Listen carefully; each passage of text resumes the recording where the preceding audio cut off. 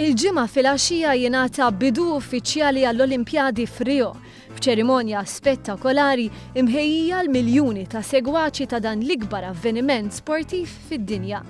Kien propju fit-2 ta' Ottubru 2009 meta l-Kumitat Olimpiku Internazzjonali ħabbar li minn Londra it-torċa famuża se ssir lejn Rio għal dawk magħrufa bħala Games of the 31st Olympiad.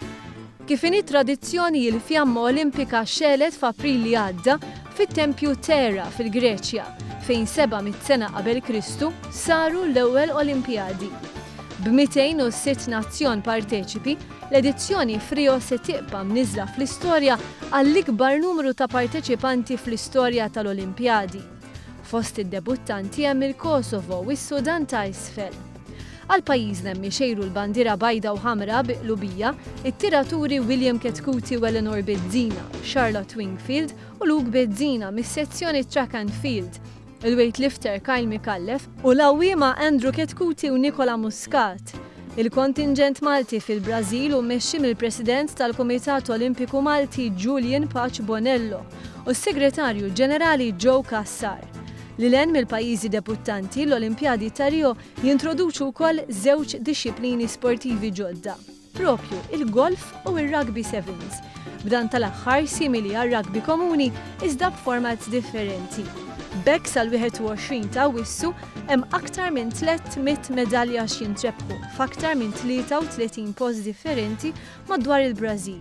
L-istadium leġġendarju tal-Maracanã li sentejn ilu ospita l-finali tat-Tazza tad-Dinja bejn il-Ġermanja u l-Arġentina se jerġa' jkun fiċ-ċentru tal-attenzjoni kif se jservi bħala l-Istadium Olimpiku. Jirriżulta li l-Brażil huwa proprju l-ewwel pajjiż mill-Amerika t'isfel li se jospita l-Olimpjadi tas-sajf. Dan anke jekk, ironikament, fil-Brażil bħalissa hemm l-istaġun tax-xitwa. Lil-hinn mill-istaġuni l-preparamenti għal Rio 2016 kienu mtabna b'numru ta' kontroversi, mhux l-inqas l-instabilità politika tal-pajjiż, l-iżvilupp tal-virus Zika u tniġġis qawwi f'ċertu żoni tal-Brażil. L-iskandlu tal-atleti Russi kompla jawwar il-borma, b'dawn tal-aħħar jevitaw sospensjoni ġenerali mill-Olimpjadi bi żbrixx. U f'aħbar pożittiva minn kriżi umanitarja li ddominat l-aħbarijiet fl-aħħar xhur, f'Marzu li għadda l-Kumitat Olimpiku Internazzjonali approva pjanijiet biex f'Rio jikkompetu atleti indipendenti.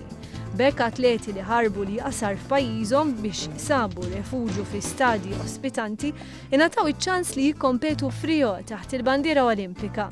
Għall-ewwel darba f'Rio 2016 se naraw ukoll it-Tim Olimpiku tar-Refuġjati b'10 membri fih danu. Ħarset id-dinja issa ddur fuq il-Maracanã bi-snin ta' tħejjijiet jirħu l-qofol tagħhom fi spettaklu ta' nar u mużika sinkronizzata, b'tama li jisboq il-ftuħ eċċezzjonali tal-Olimpjadi f'Londra 4 snin ilu.